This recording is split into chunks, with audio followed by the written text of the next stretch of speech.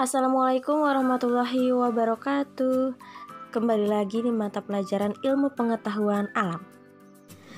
Oke, mari kita awali pelajaran kita pada hari ini dengan sama-sama membaca basmalah. Bismillahirrohmanirrohim.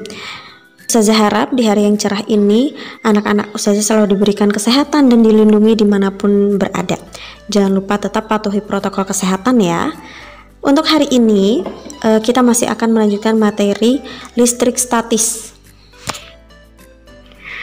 Oke, dua poin penting terakhir yang akan kita bahas hari ini yaitu potensial listrik dan penerapan listrik statis dalam kehidupan sehari-hari. Jangan lupa simak buku LKS dan paketnya juga ya.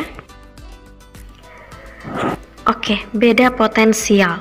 Nah, sekarang nih lagi sering-seringnya hujan kan. Biasanya kalau ada hujan berarti kadang juga ada petir. Tapi kenapa sih petir itu berbahaya? Sebenarnya petir itu apa? Nah, orang yang pertama kali menyatakan bahwa petir terjadi akibat adanya gejala listrik statis adalah Benjamin Franklin.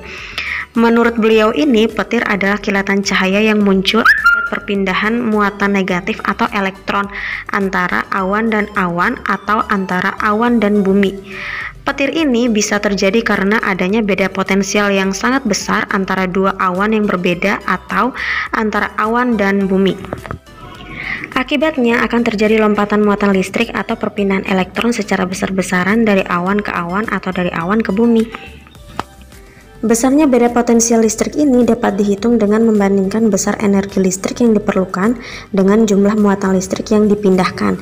Nah, secara matematis ditulis V sama dengan W per Q, di mana V itu menyatakan beda potensial listrik dengan satuan volt, untuk W itu adalah energi listrik dengan satuan joule, dan Q adalah muatan listrik dengan satuan coulomb. Oke, biar rumus yang tadi itu lebih mudah dipahami, Ustazah kasih satu contoh soal ya. Jangan lupa ditulis, diketahui, ditanya, dan keterangannya. Oke, jangan lupa perhatikan baik-baik soalnya. Di situ kita tulis dulu diketahui. Yang bisa kita ketahui terlebih dahulu yaitu Q atau muatannya itu sebesar 50 coulomb. Kemudian energi itu 10 joule, dan yang ditanya adalah berapakah beda potensial, otomatis yang ditanya adalah V. Nah, rumusnya itu V sama dengan W per Q. Nah, V, W nya kita substitusikan aja 10 per Q nya 50. Nolnya bisa kita coret. 1/5 itu kan 0,2. Satuan V itu volt. Nah, kalau nanti yang ditanya adalah W, kita pakai segitiga. V, Q. Kalau yang ditanya adalah W, berarti W sama dengan V dikali Q. Kalau yang ditanya adalah Q, berarti Q sama dengan W per V, gitu ya. Mudah kan? Bisa dong dipahami. Selanjutnya kita akan membahas kelistrikan pada sel saraf. Sebelumnya pernah kepikiran gak sih kalau ternyata tubuh kita itu punya aliran listrik? Nah, ternyata tubuh kita dapat menunjukkan adanya gejala kelistrikan khususnya pada saraf yang disebabkan adanya impuls atau sinyal pada sel saraf.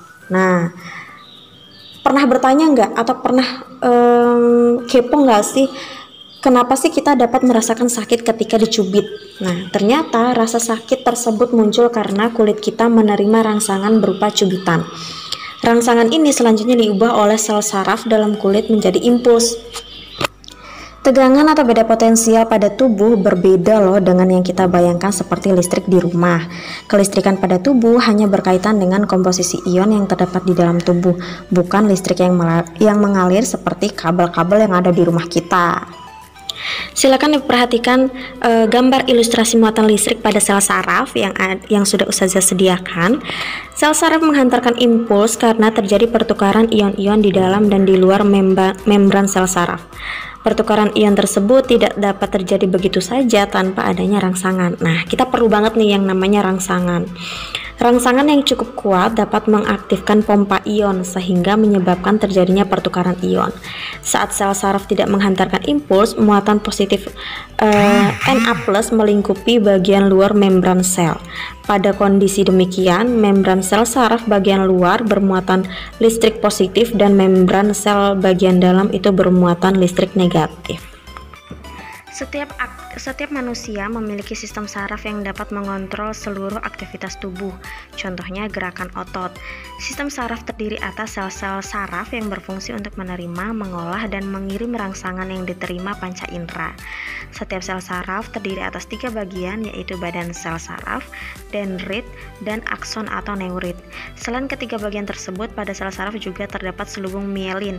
Berdasarkan ada dan tidaknya mielin, terdapat 2 macam neuron, yaitu neuron yang berselubung mielin dan neuron yang tidak berselubung mielin. Selain kelistrikan pada manusia, juga hari ini kita akan membahas hewan-hewan yang bisa menghasilkan listrik.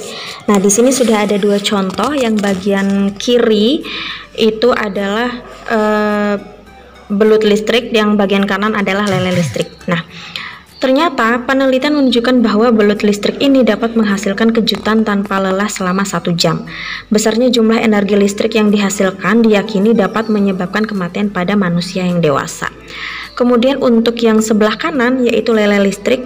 Lele ini merupakan lele air tawar yang berasal dari perairan tropis di Afrika, memiliki kemampuan untuk menghasilkan listrik hingga sebesar 350 volt. Wow, tinggi sekali.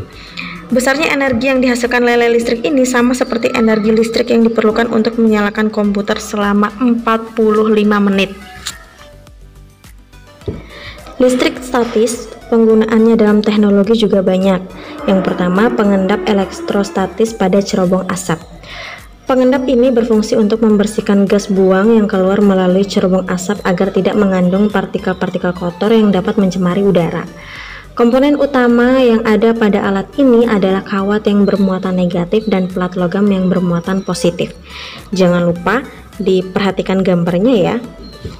Pada saat asap kotor melewati kawat, beberapa partikel abu akan bermuatan negatif.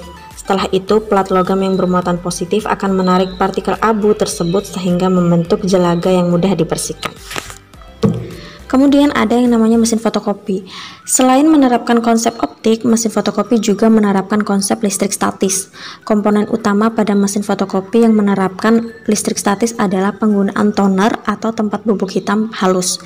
Toner sengaja dibuat bermuatan negatif sehingga mudah ditarik oleh kertas. Dan masih banyak penggunaan listrik statis lainnya dalam teknologi. Dan gak afdol kalau Ustazah nggak ngasih tugas, biar bisa lebih rajin belajar. Jangan lupa maksimal pukul 4 sore, difoto lalu dikirim ke Google Classroom. Alhamdulillah materi kita hari ini sudah selesai, semoga bisa dipahami dan diambil contohnya. Kita akhiri pelajaran kita dengan sama-sama membaca hamdalah. Alhamdulillahirabbil alamin. Wassalamualaikum warahmatullahi wabarakatuh. Sampai jumpa di pembelajaran selanjutnya.